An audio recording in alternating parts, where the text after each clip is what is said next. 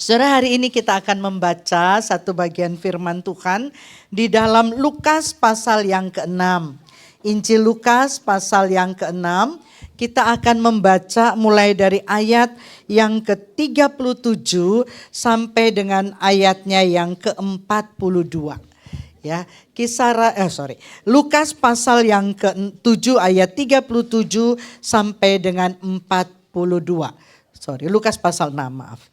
Lukas pasal 6 ayat 37 sampai 42, saya akan membaca ayat 37, kemudian Bapak Ibu 38, dan ayat 42 kita boleh baca bersama-sama.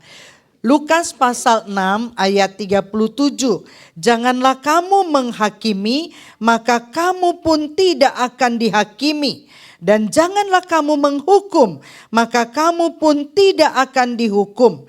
Ampunilah dan kamu akan diampuni.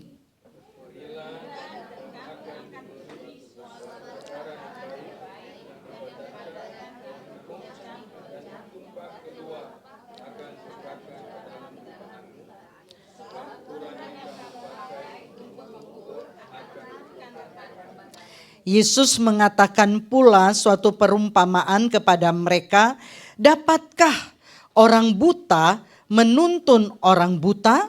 Bukankah keduanya akan jatuh ke dalam lubang?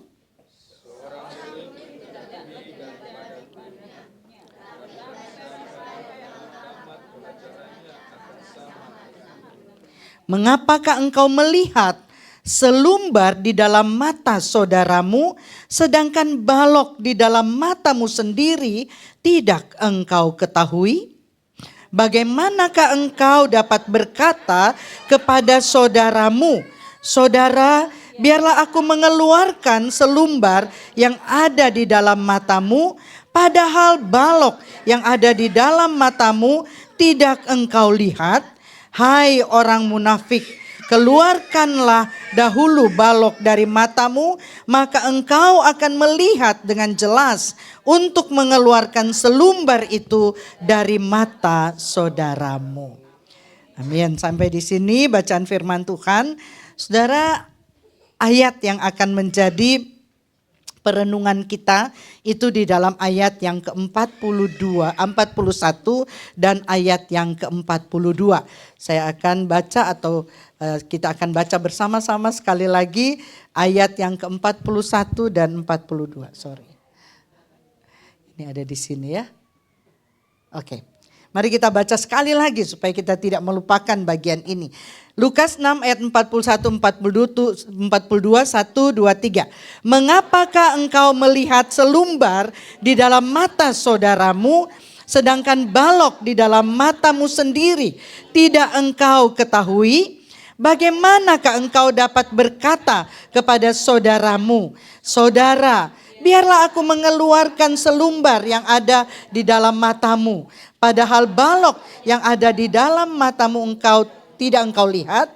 Hai orang munafik, keluarkanlah dahulu balok dari matamu, maka engkau akan melihat dengan jelas untuk mengeluarkan selumbar itu dari mata saudaramu. Saudara, hari ini kita membicarakan atau kita merenungkan satu tema tentang saling tunjuk. Saling tunjuk ya. Saudara, masalah saling tunjuk itu sudah bukan masalah baru. Bahkan sejak manusia pertama. Ya, masih ingat peristiwa di Taman Eden ketika manusia sudah jatuh ke dalam dosa, saling tunjuk sudah dimulai. Ketika Allah berkata, "Kenapa kamu makan buah ini?" Dia menegur Adam. Kemudian Adam bilang apa? Siapa yang salah? Itu loh. Siapa suruh kamu kasih bojo kayak gitu, ya? Itu loh perempuan itu, ya, yang membuat saya akhirnya makan ya buah yang terlarang. Kemudian perempuan itu bilang apa? Wah, bukan saya, itu loh ular. Ya, jadi masalah saling tunjuk di dalam kehidupan manusia sudah setua umur manusia. Ya, jadi bukan baru sekarang, ya, tapi dari dulu sudah ada dan sudah menjadi sesuatu yang boleh dikatakan kebiasaan ya di dalam kehidupan manusia.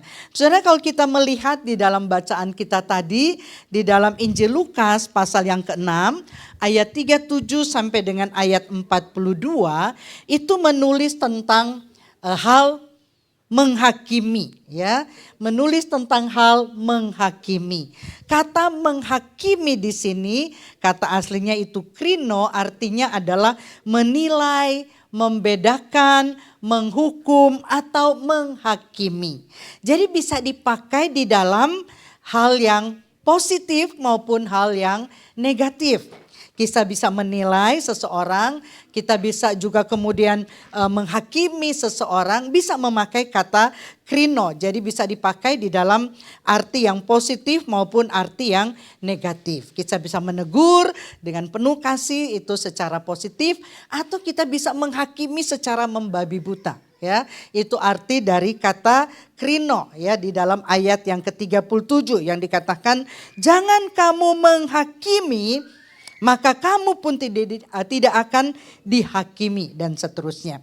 Nah saudara, tapi hari ini kita mau lebih spesifik itu untuk membicarakan tentang saling tunjuk dalam pengertian saling menyalahkan atau blaming ya. Di dalam banyak area hidup kita seperti tadi saya katakan kita itu meneladani nenek moyang kita sejak awal sudah pinter walaupun tidak diajarin bisa saling tunjuk ya. Dan itu ada di area kehidupan kita, di berbagai area kehidupan kita.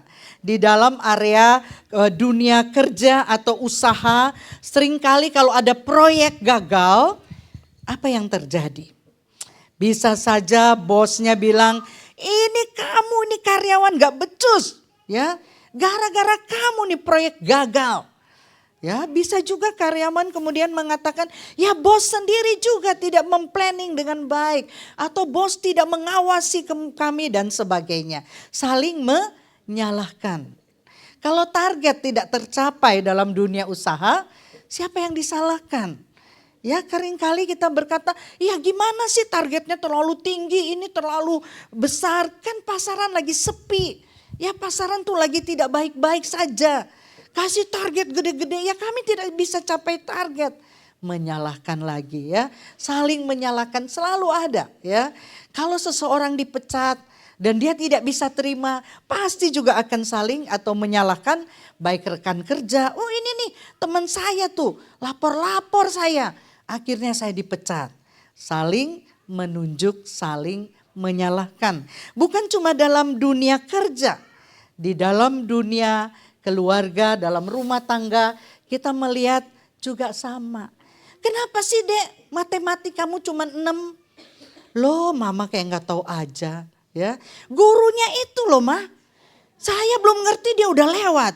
Saya belum ngerti dia udah lewat. Jadi saya gak ngerti-ngerti. Kan salah dia. Saya belum bisa dia udah lewat ya. Maksudnya udah mengajar topik yang lain dan sebagainya. Kemudian kalau apalagi kalau anak disalahkan, anak menyalahkan orang tua. Kalau orang tua disalahkan, ya anak-anak sudah pinter. Mama sih telat kita, dandannya terlalu lama, gitu ya. Tadi singers kita, terlambat gitu ya, terlambat gitu ya. Nanti suami bisa bilang, iya kita terlambat gara-gara emaknya terlalu lama dandannya. Saling lagi menyalahkan atau anaknya tuh dan sebagainya.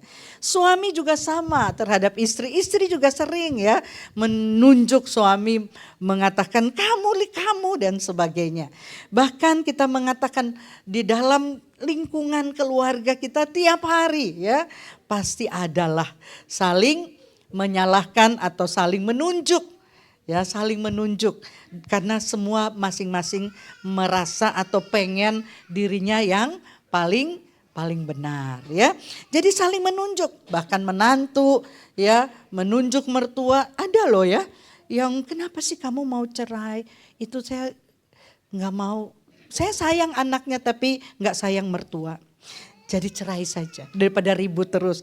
Bukan begitu caranya ya, tapi itu ada ya, dan ada di sekitar kita, dan itu juga yang sering kita alami, yang sering kita lakukan.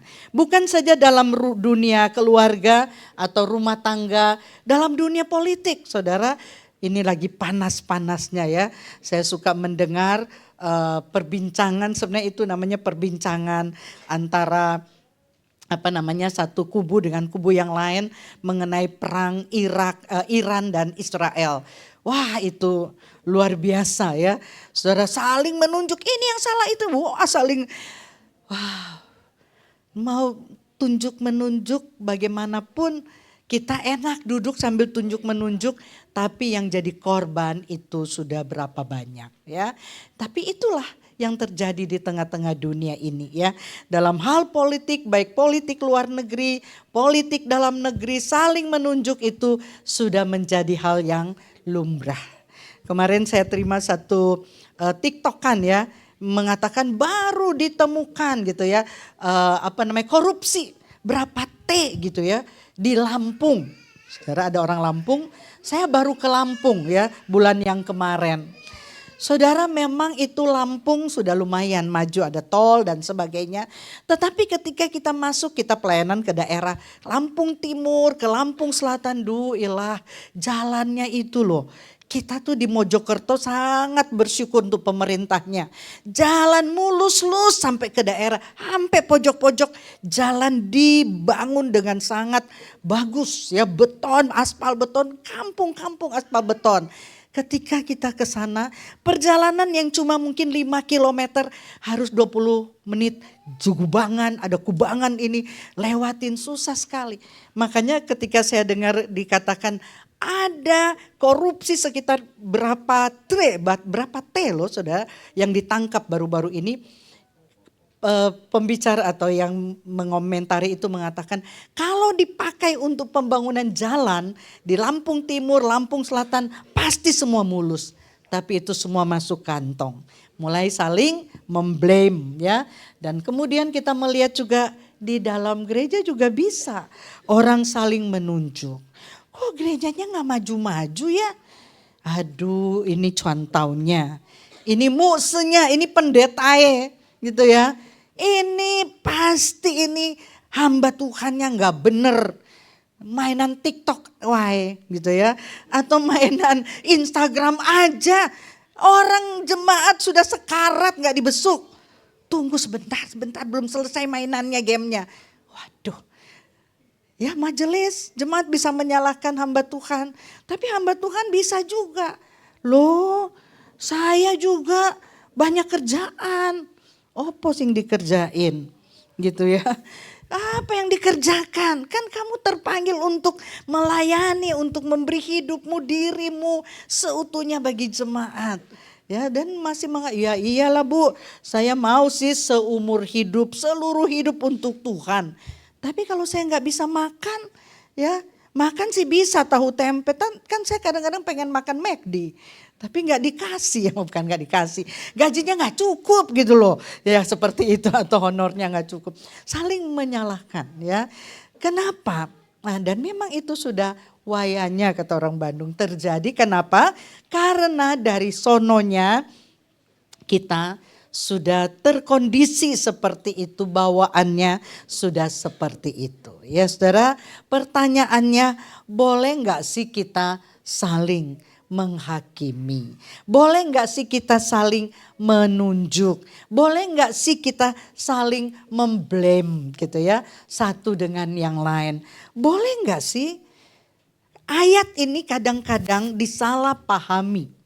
Ya, di dalam ayat yang ke-37 yang kita juga bisa lihat perbandingannya ada di beberapa Injil yang lain. Di situ dikatakan jangan kamu menghakimi, maka kamu tidak akan dihakimi. Jangan kamu menghukum, maka kamu pun tidak akan dihukum. Saudara, ada orang yang menafsirkan begitu sempit. Ada orang menafsirkan begitu ekstrim sehingga mengatakan bahwa Alkitab mengajarkan tidak boleh, sama sekali tidak boleh menghakimi, sampai-sampai ujungnya adalah nggak boleh ada lembaga yang namanya pengadilan. Karena Alkitab bilang nggak boleh menghakimi, nggak boleh menghukum, nggak boleh ada lembaga pengadilan yang menghakimi orang, yang menghukum orang. Saudara, kalau kita belajar Alkitab secara luas, kita akan menemukan di dalam Alkitab jelas dikatakan bahwa kita punya Allah yang adil dan Dia adalah hakim. Ya, di dalam Mazmur 7 ayat 12 dikatakan Allah adalah hakim yang adil. Ya, Allah adalah hakim yang adil. Dalam Mazmur 75 ayat 8 dikatakan, tetapi Allah adalah hakim. Direndahkannya yang satu, ditinggikannya yang lain. Jadi kalau kita melihat secara utuh, Alkitab tidak pernah melarang ada pengadilan, tidak pernah melarang ada lembaga yang mengatur ya untuk menjatuhkan hukuman kepada orang yang bersalah dengan adil. Tetapi yang perlu kita pikirkan adalah jangan menghakimi. Dalam Yohanes 7 ayat 24 dikatakan janganlah menghakimi menurut apa yang nampak, tetapi hakimilah dengan adil. Jadi boleh kita menunjuk, menilai, menegur, boleh secara atau negatifnya menghakimi, tetapi penghakiman kita itu harus adil. Ada syaratnya ketika kita akan menghakimi dengan adil. Ya, dikatakan jangan menilai buku itu hanya dari sampulnya. Kita harus menilai lebih ke dalam. Nah, ini penting. Jadi ketika kita mau menunjuk orang, ketika kita mau menegur orang, ketika kita mau menilai orang, ketika kita mau menghakimi orang, yang pertama itu harus berdasarkan kebenaran. Dan dalam hal ini kebenaran saya bagi dua. Yang pertama itu kebenaran Alkitabiah ya. Jadi kebenaran yang berdasarkan firman Tuhan. Itu dasar yang paling atas ya, yang paling utama. Kita boleh mengadili, kita boleh menegur, kita boleh menilai orang untuk keadilan dengan syarat dasarnya itu adalah kebenaran atau firman Tuhan. Ya, harus tahu mana yang benar, mana yang salah sesuai dengan firman Tuhan. Ya. Saudara, kemarin waktu kami ada wisuda, ada satu tesis itu judulnya menarik ya. Bagaimana dia meneliti tentang mabuk anggur dan diaplikasikan kepada jemaat yang kecanduan tuak di sebuah gereja entah di mana gitu ya. Jadi artinya di gereja tuh banyak yang canduan tuak, mabuk gitu ya. Nah, apakah boleh minum tuak? Saya tanya dulu. Kalau orang Manado pasti jawabannya lain dengan orang Jawa. Bisa begitu ya, bisa begitu. Bisa nggak minum tuak? Bisa nggak minum anggur? Bisa nggak minum wine? Tergantung satu botol atau dua botol gitu ya. Atau satu sloki atau dua sloki gitu ya. Ada orang begitu ekstrim mengatakan gak boleh bir dan lain-lain itu haram buat kita. Tapi kalau kita cari di Alkitab bagaimana? Alkitab mengatakan apa? Jangan kamu mabuk. Istilahnya itu yang paling penting. Artinya kecanduan sampai tidak sadar diri gara-gara minuman keras. Tapi boleh nggak minum anggur? Paulus menasihati Timotius yang rada-rada mungkin rada lemah, minumlah sedikit anggur. Ya, seorang mahasiswa kami bilang, oh itu obat bu. Kakek saya selalu mengajar saya, pagi-pagi minum satu sloki ya. Nanti malam satu sloki, pasti sehat. Ya, kalau cuma satu sloki. Kalau misalnya sampai satu botol, itu sudah tidak benar, apalagi kalau sudah mabuk. Saudara, kita mesti tahu kebenaran ya, baru kita bisa menghakimi atau bisa menilai seseorang. Jangan sampai gini, kalau di bagian timur tuh Indonesia, saya dari bagian timur Indonesia. Pendeta tuh minum bir biasa gitu ya. Tapi sampai sini kalau ada kaleng bir 0% langsung semua menuding. Duh kok pendeta ngebir. Ngebir gitu ya istilahnya. Ngebir lo 0% lo 0% gitu ya. Nggak boleh, pokoknya nggak boleh. Ngebir nggak boleh. Saudara, kita mesti tahu kebenaran yang sesungguhnya sebelum kita menuding, menilai seseorang. Ini cuma salah satu contoh ya, banyak contoh-contoh yang lain. Kita harus tahu kebenaran itu baru kita bisa menilai orang. Ya, kemudian kita melihat bukan cuma kebenaran berdasarkan Alkitab, tapi kita juga melihat ada aturan-aturan yang juga kita temukan di tengah-tengah masyarakat. Aturan adat, aturan budaya. Kalau itu tidak sesuai dengan firman Tuhan, tentu yang kita ikutin yang lebih tinggi di atasnya. Kami di STT ini di dalam kampus juga ada aturan. Ya, jadi kalau kita mau menghakimi, bukan menghakimi. Kita mau menilai murid-murid kita, mahasiswa kita, ada aturannya. Antara lain, tidak boleh berpacaran. Apakah itu Alkitabiah? Kata Kak Asung tidak. Boleh gak berpacaran? Boleh aja kalau kamu di luar sono.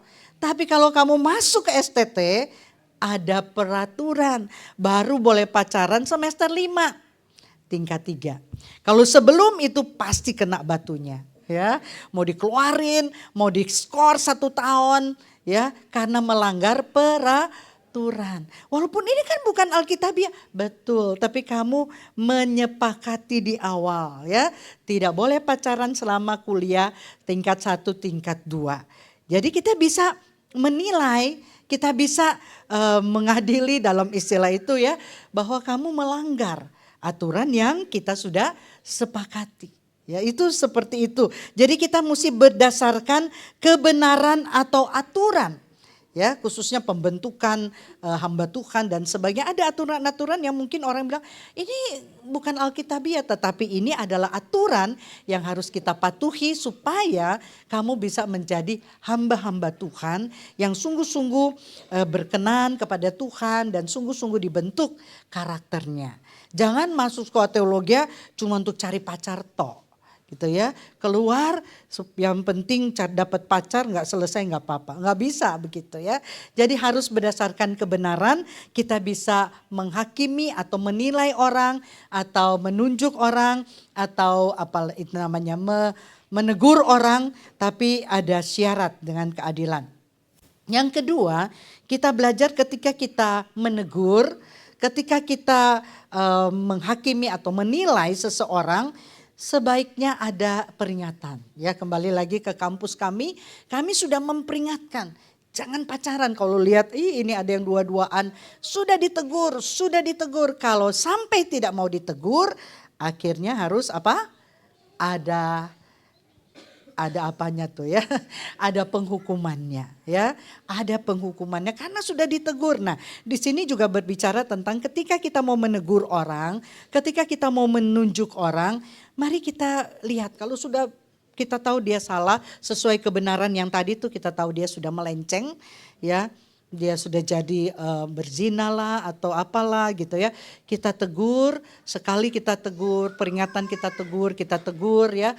Kasih peringatan. Tapi kalau sampai tidak bisa, maka apa? Kita akan melihat pasti ada hukumannya. Sudah harus ada peringatan. Allah sendiri hakim yang adil dan dia bisa murka, tapi selalu ada peringatan. Hukuman yang diberikan Allah kepada manusia waktu zaman Nuh, Allah ada peringatan enggak? Ada. Diberi kesempatan bahkan Nuh waktu membangun bahtera itu ratusan tahun. Ya, peringatan diberikan. Ketika Sodom dan Gomora akan dibinasakan, ada peringatan enggak? Ada peringatan. Ya, jadi kita belajar ketika kita mau menunjuk, ketika kita mau menghakimi, ketika kita mau menilai orang, harus ada kita kasih kesempatan penilaian dulu ya. Kita kasih peringatan, anak-anak kita juga iya. Ya, kemarin ada satu ibu telepon, dia curhat tentang anak pemudanya. Terus dia bilang, pokoknya Bu, sore ini kalau dia pulang, dia masih ngotot ikut acara itu, saya mau bilang ke dia, kamu gak usah balik lagi ke rumah. Kamu keluar saja kalau tidak mau dengar apa kata mama. Boleh gak Bu? Dia tanya ke saya. Ya saya telepon belum lama, minggu lalu ya. Saya teleponan dengan dia, saya bilang, Bu, anak remaja tuh ya, kalau orang tuanya bilang pergi. Ada anak remaja di sini? Kamu pergi nggak? Pergi, ya. Banyak contoh seperti itu. Pergi dia nggak pusing. Nanti dia mau kembali atau enggak? Kita juga nggak tahu. Ada yang kembali, ada yang enggak, bahaya. Saya bilang, ibu jangan ngomong begitu, ya. Kasih peringatan. Atau kita bisa bargaining, jadi tawar menawar. Begini, kamu boleh ikut itu, tapi kamu juga harus ikut, mama punya syarat, ada 1, 2 atau berapa. Jangan langsung usir dia. Kalau dia gak pulang emang ibu senang? Ada gak ibu-ibu? Sudah jengkel ke anaknya, suruh keluar. Dan dia gak pulang-pulang. Wah kita pasti nyesel. Nanti di luar dia jadi apa, malah jadi lebih kacau, kita pasti menyesal. Makanya saya bilang, ibu jangan keluarkan kata itu, ibu coba bargaining ya, jadi tawar menawar dengan dia. Ibu memang gak suka dia ikut itu, tapi ibu coba ngomong dulu. Jangan sekali-kali bilang keluar ya dan seterusnya. Ya kita harus memiliki, karena saya bilang anak-anak itu kadang-kadang kalau lagi emosi tidak bisa berpikir dengan jernih. Kita harus membantu dia untuk memikirkan ya. Harus ada peringatan, dan ketika kita memberikan peringatan ya, dan akhirnya kalau sampai tidak mau diingatkan pasti ada hukumannya. Tapi kalau ada kesadaran, pertobatan, nah kita harus ada belas kasihan dan anugerah. Karena itu juga berdasarkan sikap Allah. Ketika kita datang, walaupun kita sudah sangat jatuh berdosa, tapi kalau kita datang Tuhan mengulurkan tangannya dan mengampuni kita. Itu adalah sikap dasar kita. Ketika kita mau saling menunjuk, saling menyalahkan, saling menilai, kita harus punya hati seperti yang Tuhan miliki. Jadi menghakimi itu atau menegur atau menyalahkan orang itu bukan untuk kepuasan emosi. Bukan untuk kapok lu, bukan untuk itu. Bukan, tapi untuk kebaikan bagi sesama. Dan untuk memuliakan nama Tuhan. Jadi saling menunjuk dan mencari-cari kesalahan orang lain itu sudah biasa ya. Dan itu sangat sering terjadi. Kita itu sangat cepat menilai ya, ayat 41, 42. Sangat cepat menilai orang lain, sangat cepat menghakimi orang lain. Ini yang Yesus katakan di dalam ayat 41, 42 sebagai suatu peringatan buat kita. Menghakimi, menilai dan menyalahkan mungkin boleh, tetapi ingat ini intinya. Ya, ketika kita menunjuk orang, 1 tangan, 1 jari, ada 4 itu menunjuk kepada kita. Artinya apa? Ketika kita menunjuk kesalahan orang lain, mari kita belajar di dalam diri kita. Belajar mengevaluasi diri kita. Ya, seringkali kita tidak sadar akan hal itu. Kita terus menunjuk tanpa sadar, kita juga harus mengevaluasi diri kita. Atas dasar apa kita menunjuk orang itu? Atas dasar apa kita menyalahkan, menghakimi orang itu? Apakah sesuai dengan Alkitab? Apakah sesuai dengan aturan yang berlaku? Atau cuman karena perasaan untuk memuaskan emosi kita? Saudara, kadang-kadang kita kalau dengar khotbah di gereja ya kita pasti amin gitu ya. Tapi ini cocoknya buat tetangga saya nih. Ya. Wah, ketika pengkhotbah mengatakan kamu yang orang Kristen jangan pelit, harus murah hati. Oh, cocok tuh buat mertua saya. Pelit banget dia dan sebagainya. Jadi selalu mendengar sesuatu kebenaran bukan buat diri kita, tapi buat orang lain. Nah, kita belajar di sini selumbar di mata orang balok di mata kita tidak lihat, tapi selumbar di mata orang kita lihat. Apa sih itu selumbar? Ini memakai istilah yang dipakai oleh tukang kayu. Saudara, selumbar itu, Koasyong pasti tahu, kalau lagi gergaji apa istilahnya? Pasrah, tapi pasrah tuh gede. Yang halus-halus itu dari gergaji tuh yang halus itu tuh selumbar kayak debu. Ya, nah kalau balok itu balok ya. Bayangkan orang yang matanya tertutup oleh balok, bagaimana bisa mengeluarkan selumbar di mata temannya yang begitu kecil ya. Kalau istilah orang Indonesia mungkinnya peribahasa kuman di seberang laut kelihatan, gajah di pelupuk mata nggak ketok. Ya, nah itu kesalahannya kalau kita mau saling menunjuk tanpa berdasarkan pemeriksaan diri. Jadi cuman karena dengar ini, dengar itu, kemudian langsung menunjuk orang lain, menyalahkan orang lain. Jadi Alkitab mengajarkan sebelum menunjuk orang lain, menyalahkan orang lain, ya menghakimi orang lain, periksa diri dulu.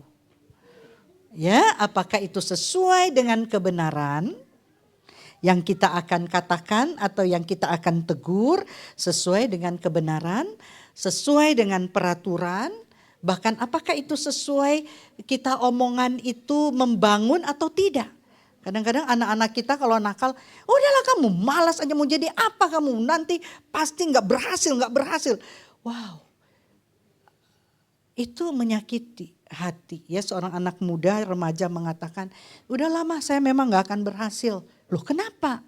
Atau udahlah Bu, saya tahu saya gak akan berhasil. Kenapa kamu bilang begitu? Tiap hari saya di-blame oleh papa mama. Kamu kalau sikapnya gitu, malasnya gak keturunan, malasnya gak ini, kamu pasti gak akan berhasil. Mainnya dari pagi malam main terus. Kamu pasti akan gagal. Udah Bu, gak usah doain saya berhasil. Saya pasti gagal. Papa mama saja doanya ke saya, kamu pasti gagal. Saudara, itu bahaya. Ya, kita harus mengeluarkan kata-kata yang positif. Walaupun kita kesel lihat anak dari pagi sampai malam keluar cuman ke WC atau cari minum atau cari makan, pasti kesel. Tapi ketika kita memblame mereka, kita harus ingat kita ini orang tua yang menuntun jalan mereka. Kita harus memberikan teladan termasuk perkataan kita. Mungkin kita panggil duduk bersama, yang mendoakan dia dan mengatakan hal-hal yang positif. Karena kita bukan saja berdasarkan kebenaran firman, kita mesti belajar aturan, perkembangan dunia, kemudian secara psikologis, kejiwaan anak. Gimana caranya sebelum kita menyalah-nyalahkan dia.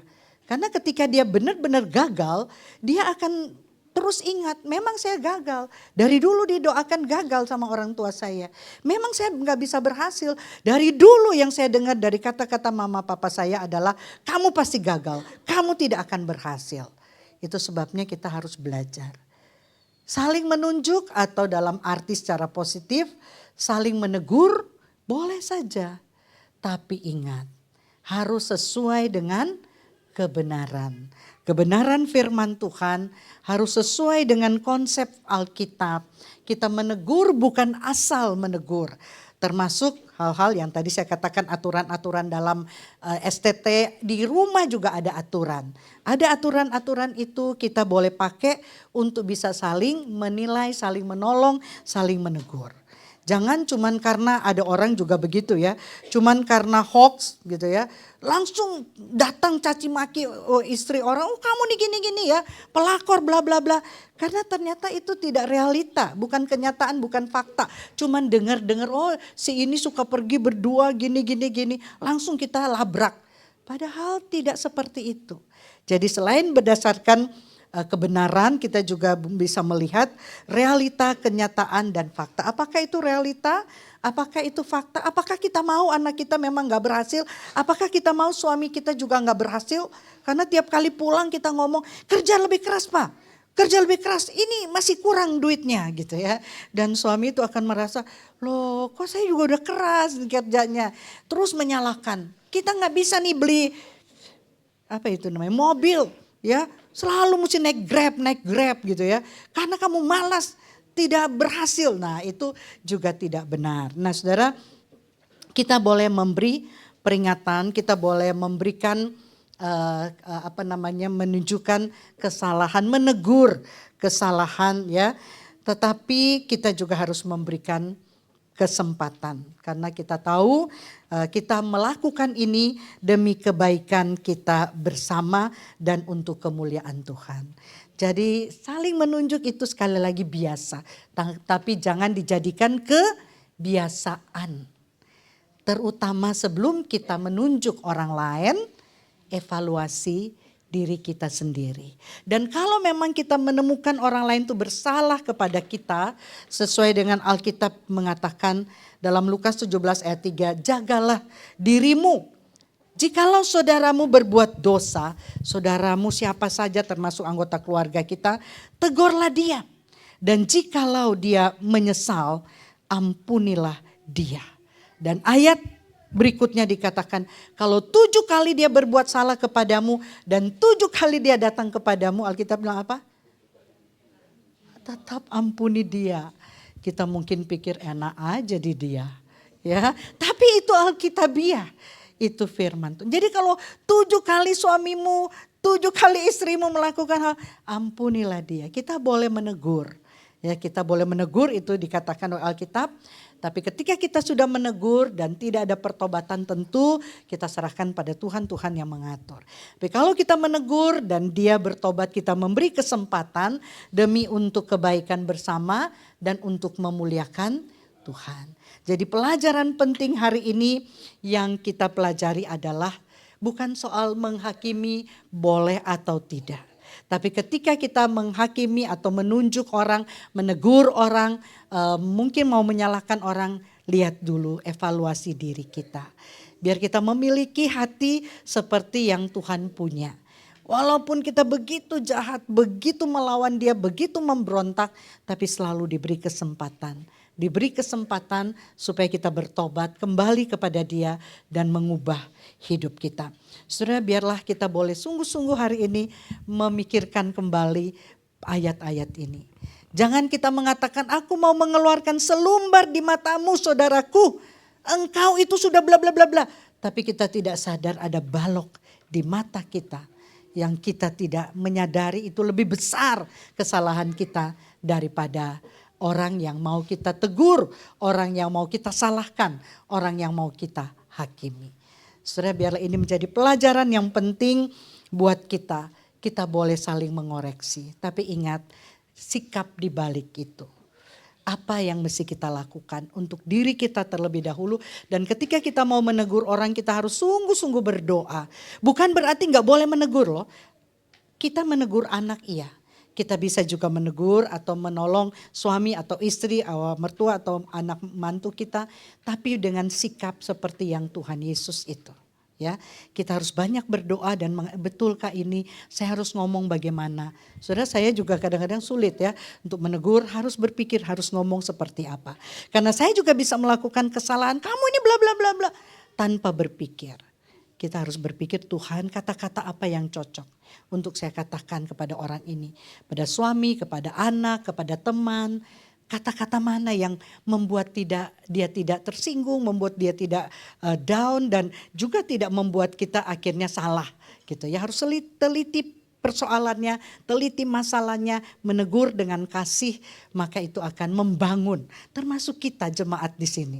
Ya, jangan asal tunjuk aja, oh itu pendetanya, oh itu majelisnya nggak becus, oh itu, jangan. Kita sudah ambil bagian belum dalam pekerjaan Tuhan? Kita sudah sungguh-sungguh memberi diri kita untuk melayani atau setiap minggu hanya jadi tamu? Kita semua menyelidiki, mengevaluasi supaya kita boleh melakukan firman Tuhan ini dan kita boleh melihat bagaimana Tuhan dengan luar biasa ya, dengan luar biasa akan memberkati kita ketika kita melakukan kebenaran-kebenaran firman.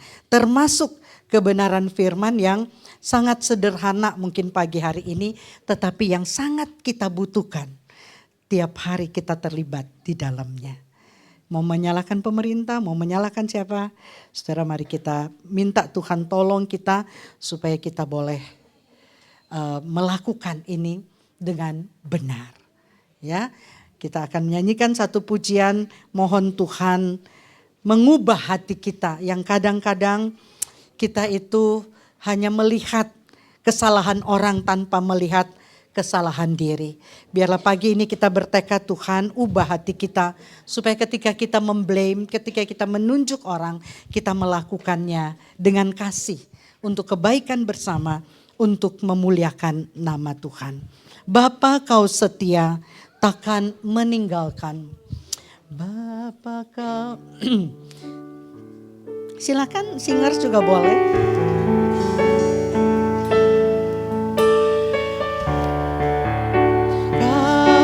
Setia takkan meninggalkan, dan ku percaya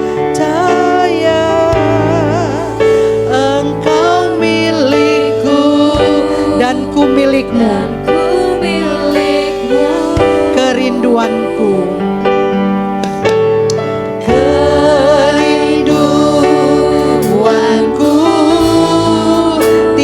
Namamu, tinggikan namamu, karena ku tahu,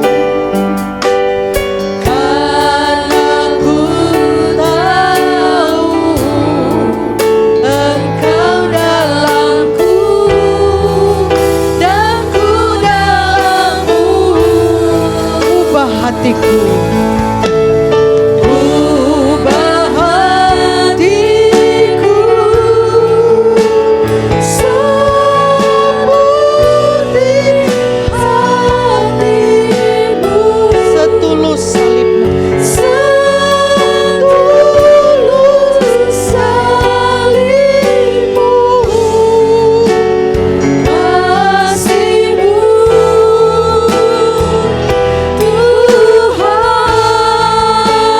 biar mataku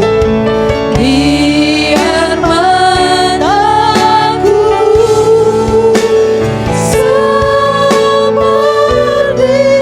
matamu, panjangkan kasih-Mu. Ku mau jadi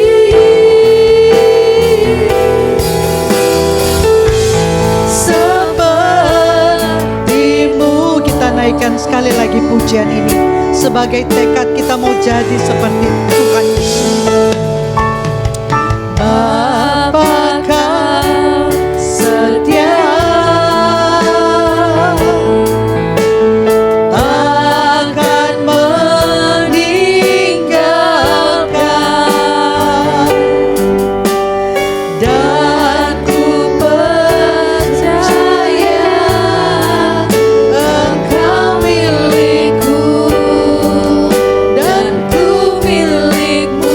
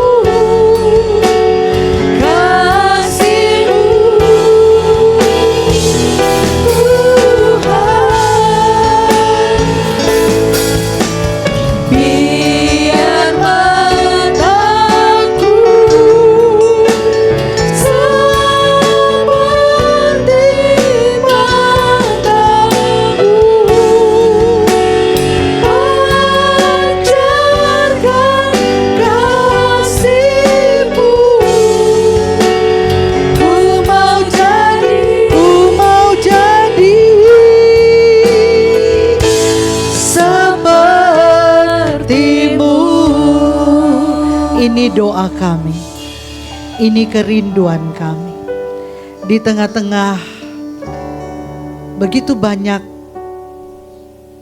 orang saling menunjuk, termasuk kami juga.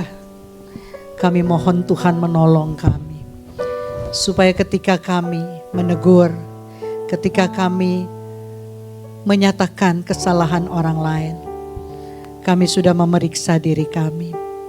Tuhan tolong kami untuk seperti Engkau, memiliki hati yang putih